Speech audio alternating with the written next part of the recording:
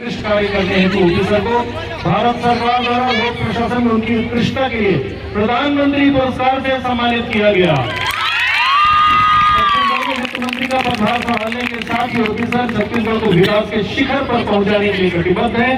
आज ही प्रदेश की सबसे बड़ी लाइब्रेरी नालंदा परिसर रायगढ़ का ऑफिसर के सब प्रयासों से माननीय मुख्यमंत्री जी ने भूमि पूजन किया है। प्रचंड तालियों से स्वागत करें, सम्मानित करें और हम उन्हें आप सबको अपना अमूल्य मार्गदर्शन देने हेतु सादर आमंत्रित करते हैं। माननीय ओपी चौधरी सर। भारत माता की, भारत माता की। मेरी आवाज आ रही ठीक से? छत्तीसगढ़ मातारी की, बूढ़ी माई की, प्रियदर्शी बाबा की, सत्यनारायण बाबा की। आज हम सब के लिए बहुत गौरव का दिन है कि हमारे बीच में आज पूरे भारत में जिन्होंने गरीब बच्चों को यह एहसास दिलाया कि शिक्षा के माध्यम से न केवल राष्ट्रीय स्तर पर बल्कि अंतर्राष्ट्रीय स्तर पर वो अपने नाम को, अपने माता पिता के नाम को, हमारे देश के नाम को रोशन कर सकते हैं। ऐसे गरीब बच्चे जिनके पास ठीक से न खाने के लिए कुछ था, न ठीक से पढ़ने के लिए कुछ था, ऐसे गरीब बच्चों को उन्होंने IIT तक पहुंचाने का काम किया। इसलिए वो सब कुछ कर पाए क्योंकि उन्होंने सब कुछ झेला था। ऐसे अनंत कुमार जी सुपर 30 के संस्थापक आज हमारे बीच आए हैं और जिनके ऊपर आप सबने सुपर 30 फिल्म देखी है। ऋतिक रोशन जी ने शानदार अभिनय किया और संजीव दत्ता जी ने आनंद जी के जीवन पर पूरी मूवी बनाई, लिखी, स्क्रिप्ट लिखी और उसके एक एक डायलॉग मैं जो भी मोटिवेशनल स्पीच देता हूँ, युवा भाई बहनों को जो भी मार्गदर्शन देता हूँ, उसमें आज तक ऐसा नहीं होता होगा कि सुपर 30 का एक नया डायलॉग मैं ना बोला हूँ। इतना शानदार डायलॉग लिखे संजीव दत्ता जी।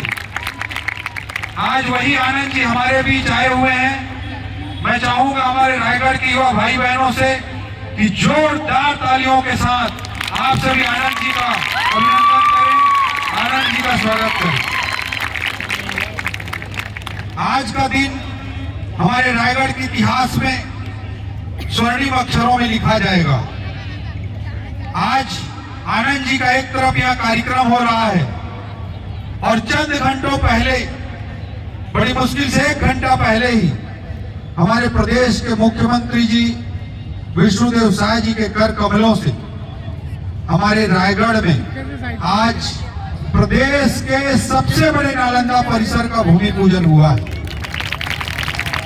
आज का दिन मेरे लिए भी बहुत विशेष है क्योंकि आज से ठीक 1 साल पहले, आज से ठीक 1 साल पहले 3 दिसंबर की तारीख को रायगढ़ की जनता जनार्दन ने मुझे 65,000 से आशीर्वाद दे करके अपना विधायक चुना, अपना आशीर्वाद दिया और मेरे को इस काबिल बनाया कि मैं आप लोगों के लिए, हमारे रायगढ़ के लिए कुछ कर सकूं।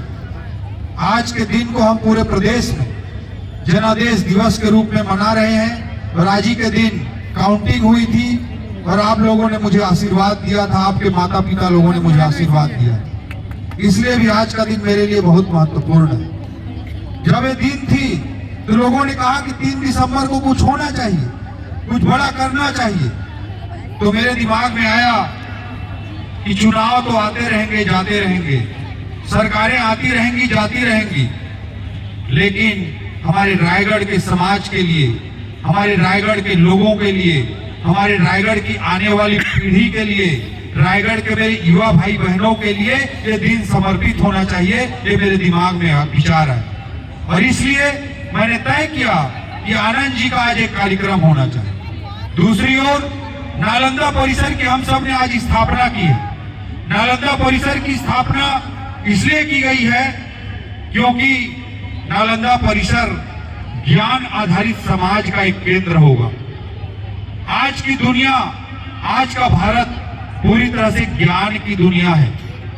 आज अगर आप दुनिया के 100 सबसे अमीर लोगों की सूची बनाएंगे दुनिया के 100 सबसे अमीर लोगों की सूची बनाएंगे तो आपको पता चलेगा कि उसमें से 90% से ज्यादा लोग ऐसे मिलेंगे जिनके दादा परदादा कोई बहुत बड़े उद्योगपति नहीं थे। उन लोगों ने कुछ इनोवेशन किया, कुछ नया किया, कुछ अलग सोचा, ज्ञान के आधार पर, इनोवेशन के आधार पर, आइडिया के आधार पर, और दुनिया के वो सबसे बड़े अमीर लोगों की सूची में शामिल हो गए। बिल गेट्स, आप सब लोगों ने नाम सुना होगा, सुने हैं ना?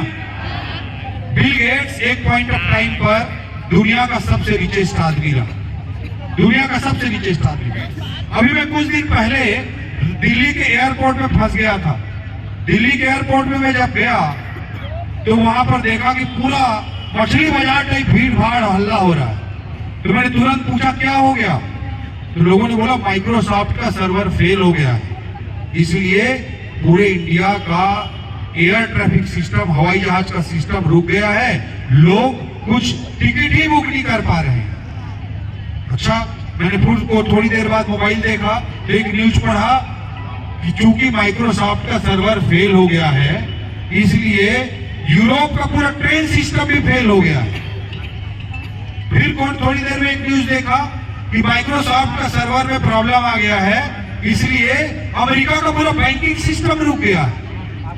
सोचिए, कोई आदमी इतना पावरफुल केवल ज्ञान के दम पर बन सकता है कि दुनिया का सबसे अमीर आदमी बन सकता है।